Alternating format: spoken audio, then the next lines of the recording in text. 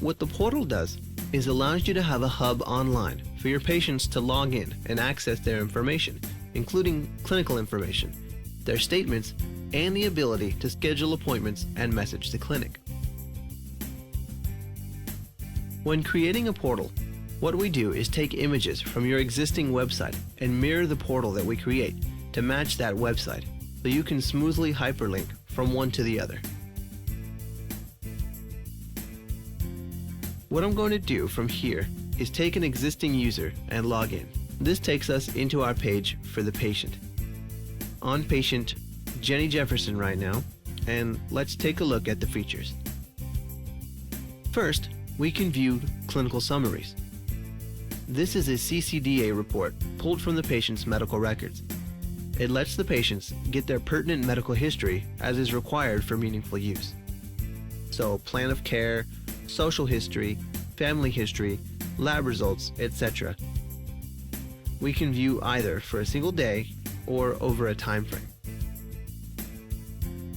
Going back to our home page, we have the ability to do statements. So if I launch my statement module, we'll see what my outstanding balance is, balance due or on account, and the total. And we can view individual statements.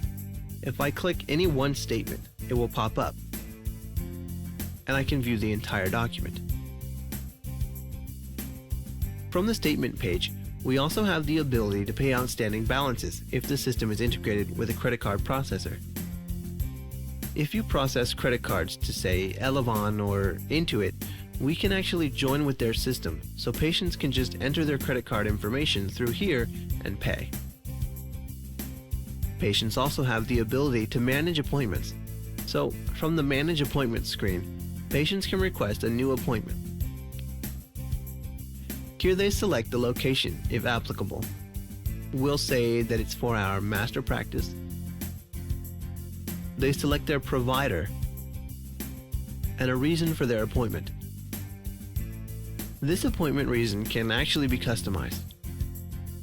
If we have different reasons for patient visit, new patient, established patient, anything else, we can create those. In this case, established patient is tied to a 15-minute duration. New patient is tied to a 45-minute, and then the other is tied to a full hour. Again, for this patient, I'll select established. Then we have the patient request times. I'll have the request tomorrow at 8, tomorrow at 9, and tomorrow at 10.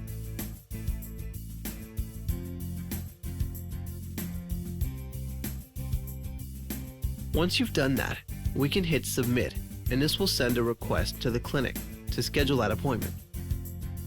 We'll see that that appointment now goes into pending, and the patient will await their response.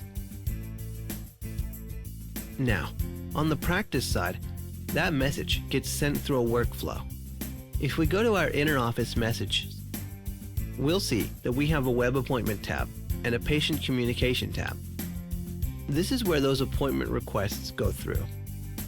Depending on what user you have set to actually review appointments from patients, they'll be able to review the requested times. If those times are open to schedule one for the patient will be automatically emailed. If not, they'll have the ability to call the patient and schedule a time that works, or message them through the portal. Now, from the patient end, they can again view messages and notifications.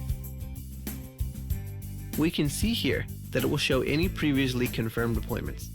In this case, the patients have a confirmed appointment in March, and they'll be able to view any details. They can also compose messages to the clinic. If we want to select whether it's a medical issue, a billing issue, non-medical, or general, we can select that, and then we could select what provider it's regarding. The list of providers, of course, can be trimmed depending on what providers actually want messages available, and the request doesn't necessarily have to go to a provider either.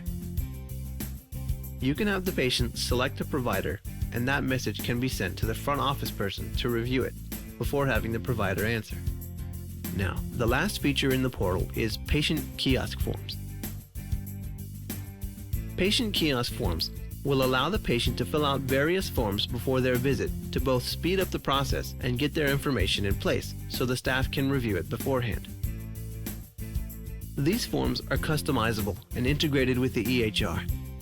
If I go into the kiosk forms, I can select, just for example, my follow-up questions, and I have set up custom questions to fill out. I'll answer what my current pain level is, have I improved from the last visit, and do I have any concerns regarding my treatment plan? I'll save, and that form will be checked off and populated into the EHR. We'll see from here as well, if I go back into the system to my clinical desktop and I pull up that patient, it actually populates your kiosk answers directly into their visit history, so we can review those questions. And when creating a note,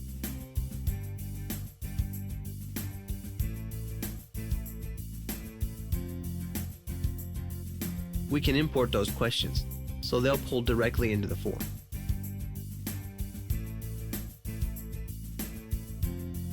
What this allows us to do is, after the patients enter the questions, we can make any changes. If maybe the patient is normally at a 5 and there is 6 pain level when walking, and they only mention that during the encounter, then we can modify that to reveal the actual details of the visit. Going back to the portal, the last two options are personal profile and activity log. These are fairly straightforward. It's where we're going to get email notifications and whether we want that email to have a link to log into the portal. We can also reset a password from here, and the activity log lets us see who's logged into our profile, what they've done, and when. Now, those are the major features for the portal. The kiosk forms are unique in that they don't require the portal. We also have a front desk application called the Patient Kiosk, which will allow you to keep this screen available for any patient to log in and fill out their forms specifically.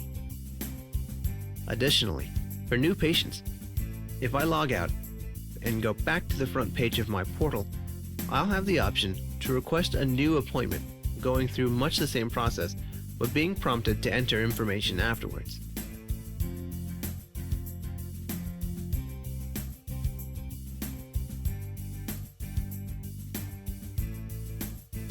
We'll see from this page, I'm prompted to fill out my last name, first name, all my demographic information as well as my insurance information. This registers me as a patient in the clinic. What we can also do if we have a payment set up through the portal, we have the option to quick pay. From the quick pay screen, we can proceed using first name, last name, date of birth, our account number, or our statement number, and pay individual statements through the portal.